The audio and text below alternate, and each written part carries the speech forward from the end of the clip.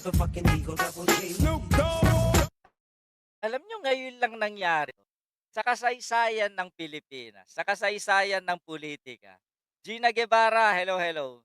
Sa kasaysayan ng Philippine politics, ngayon lang ako nakatagpo, Arthur Taroy shoutout, ng administrasyon na inuuna yung ating mga kababayan. Abay, tignan mo nga naman, oh, inilunsad.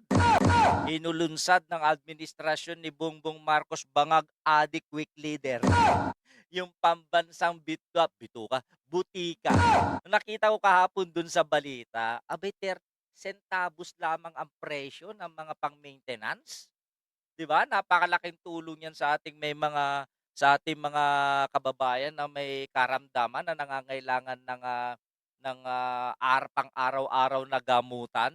Samantalang nung unang panahon, hindi pa winisi siya hindi panahon ng hapon. 'Di ba, nung nakaraang administrasyon, ang laging banggit ni Digong, "Wala tayong pondo, maghahanap pa ako." Kaya ito napapatunayan na may pera ang gobyerno at walang dahilan para mawalan ng pera ang gobyerno, 'di ba? Napakaganda nito. Kabsat bagtit, galit na galit si brother mo kanina Pating, kay Bulldog, napanood ko, nandun ako. Jam Castillo, Naimbag na Malem, Rowena Marzan Official, good afternoon. Ngayon natin nakikita, nararamdaman na ang gobyerno ay may pera.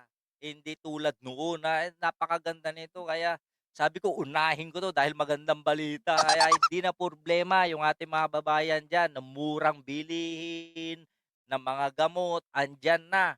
At inaasahan natin na magkakaroon ng 2,000 mahigit 2,000 na branches para magbenta kasi under ito ng SSS, 'di ba? Kinatigan na 'to ng SSS kaya yung mga miyembro ng SSS, alamin natin yung update kung saan kayo makakabili ng mga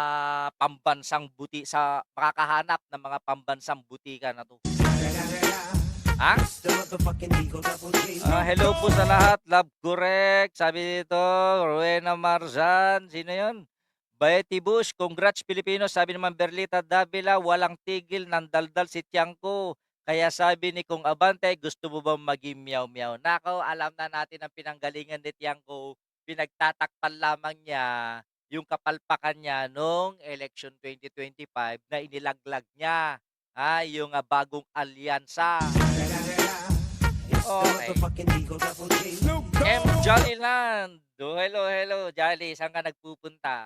Asan na yung pangako mo sa akin, paki-FC mo sa akin dito sa Marcel Sembat?